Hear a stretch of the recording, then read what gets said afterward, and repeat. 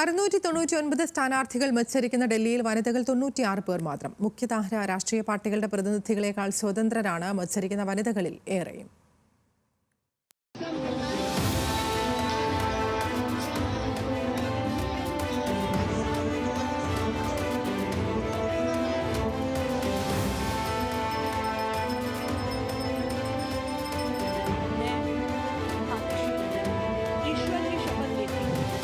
ഇന്ദിരാഗാന്ധി പണ്ടേ പ്രധാനമന്ത്രിയായി വാണ നാടാണ് ഡൽഹി. സുഷമ സ്വരാജും ഷീല ദീക്ഷിത്തും പിന്നെ അതിഷി സിംഗും 3 വനിതകൾ മുഖ്യമന്ത്രിമാരായി. പക്ഷേ മത്സരിക്കുന്ന സ്ത്രീകളുടെ എണ്ണത്തിൽ ഇത്തവണയും കാര്യമായ വർധനയില്ല. 699 സ്ഥാനാർത്ഥികൾ, അതിൽ വനിതകൾ 96 പേർ. മത്സരിക്കുന്നവരുടെ എണ്ണമെടുത്താൽ വെറും 14% മാത്രം പ്രാതിനിധ്യം.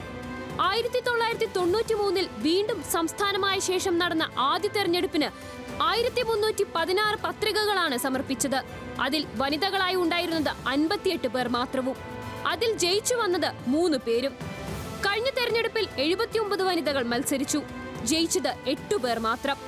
മത്സരിച്ചതിൽ 10% വിജയിച്ചു എന്ന് പറയാമെങ്കിലും 33% എന്ന സ്വപ്നത്തിലേക്ക് ഇനിയും ദൂരം ഏറെയുണ്ട്. 2013 71 വനിതകൾ മത്സരിച്ചപ്പോൾ ജയം 3 പേർക്ക്.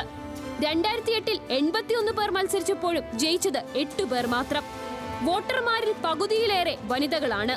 എന്നിട്ടും 4-1 പോലും പ്രാതിനിധ്യമില്ല. 2020 ആം ആദ്മി പാർട്ടി സീറ്റ് നൽകിയത് 9 വനിതകൾക്ക്. അതിൽ 8 പേരും ജയിച്ചു കയറി. BJP 6 പേരെ മത്സരിപ്പിച്ചെങ്കിലും ആരും ജയിച്ചില്ല.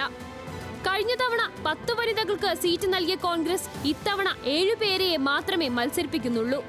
BJPയും സീറ്റ് നൽകിയത് 7 പേർക്ക് മാത്രം. ആം ആദ്മി പാർട്ടി കഴിഞ്ഞ തവണ മത്സരിച്ചതുപോലെ 9 വനിതകളെ തന്നെ നിർത്തുന്നു. മത്സരിക്കുന്ന 96 വനിതകളിൽ മുഖ്യധാര പാർട്ടികളുടേത് 23 പേർ മാത്രമാണ്. ശേഷിക്കുന്ന 73 പേരും ജയസാധ്യത കുറഞ്ഞ സ്വതന്ത്രരാണ് എന്നതാണ് ഡൽഹിക്ക് പറയാനുള്ള വനിതാ പ്രാതിനിധ്യം. Election desk, news Malayalam.